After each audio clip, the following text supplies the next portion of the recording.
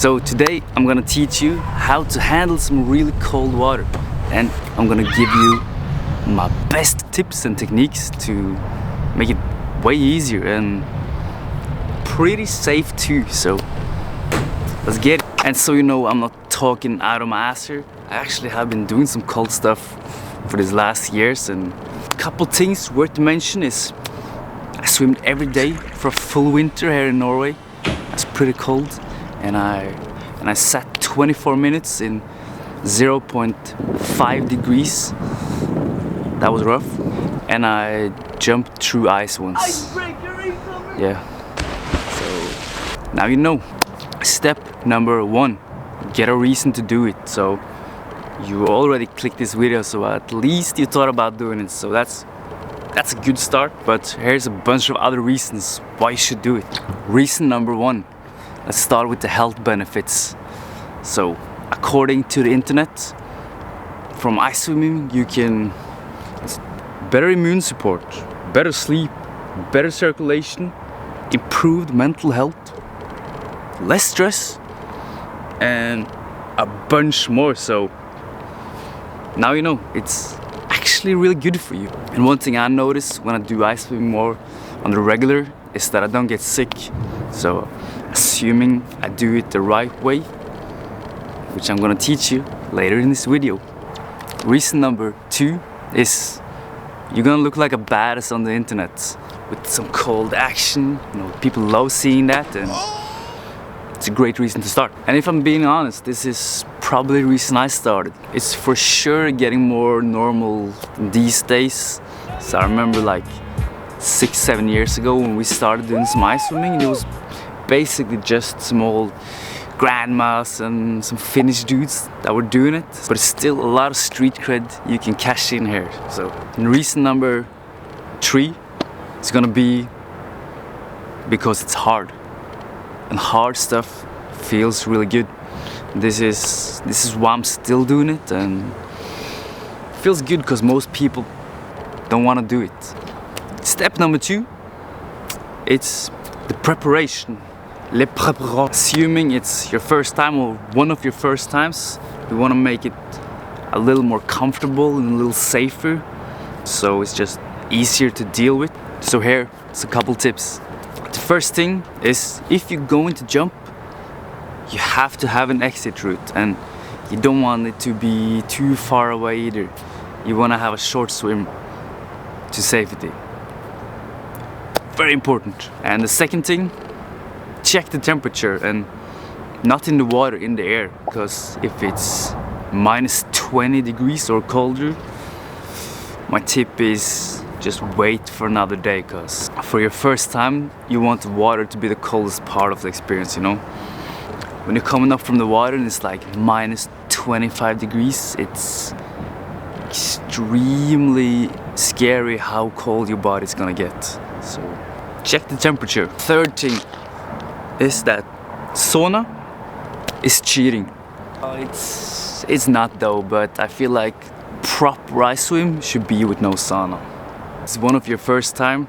It's gonna make the mental part of it way easier with the sauna. So, but if you wanna be a proper ice swimmer, your goal should be to do it with no sauna. And the last thing is just gonna be like some info that you maybe didn't know. And it's nice to pick a place where the water is still, because if the water is still, you will heat up this layer around you, and you can hold way longer in the cold water. You can really feel the difference if you go in like a river where it's a current, or like the ocean where it's a little wavy. You're gonna lose the layer, and it's gonna be way colder, way faster. So for your first time, I recommend still-ish water.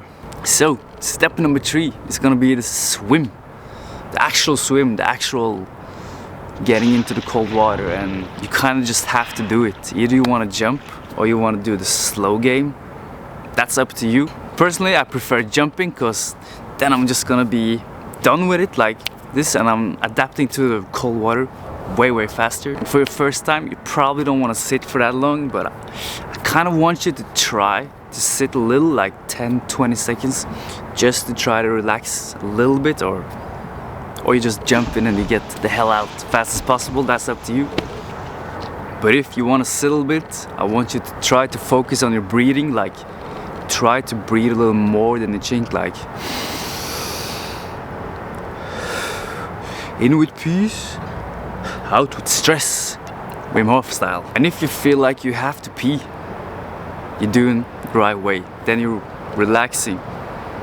It's always gonna feel a little colder the first time, or if you haven't done it in a while, but it's crazy how much easier it gets on day 2, how fast your body's gonna adapt to the cold. So for example, I asked my girlfriend to join this cold plunge project a couple years ago, and she has basically no experience with cold water.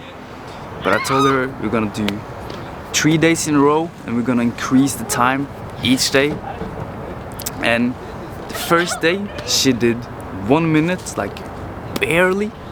Second day, I think she did 2 or 3 minutes, like kinda easier. And on the last day, third day, she did 5 minutes, chilling. So it's incredible how fast you can adapt if you just stick to it and do it a couple days in a row. So think about that. But I feel like one of the most important things is just to know that it's not that dangerous. Too many people get told so, you know, like ice swimming is really dangerous, you can get a heart attack and die. But honestly, if you just do it, take a little precautions, it's super safe. Just know that it's safe. It's really important. I think most people can sit 5+ minutes pretty easily without it getting dangerous, so don't worry about it. Now I'm gonna give you my secrets to sit for a long time. It's 3 tips.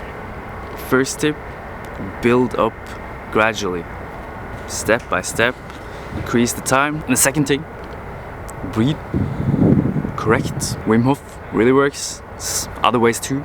And the third thing is, you can't just need a lot of willpower. You can't just have to refuse to get up, if you know what I mean. And that's how you can sit 20 minutes, 30 even, if you're really gonna push. Of course, we have one more step. Step number 4, wrap it up. You know you're gonna come up from the water and you're gonna feel amazing. Even though it's cold outside, you get this warm sensation, you know, it feels really good. So my tip here is gonna be, the sooner you get dressed, the better. Don't hang around for too long. It's not good for you. You feel warm, but you're actually not, so get dressed fast as possible. It's my opinion. And this is how you're gonna lower the risk of getting sick. Because I've seen it so many times. When people do a swim, they come up and they get this warm feeling and they just hang around 20, 30 minutes, and a couple days later, hey, I'm sick. What did I do wrong? Stay healthy, get dressed, get warm, start moving, and you're gonna get warm in no time. And that's it. So thank you for watching. Good luck, be safe, and goodbye.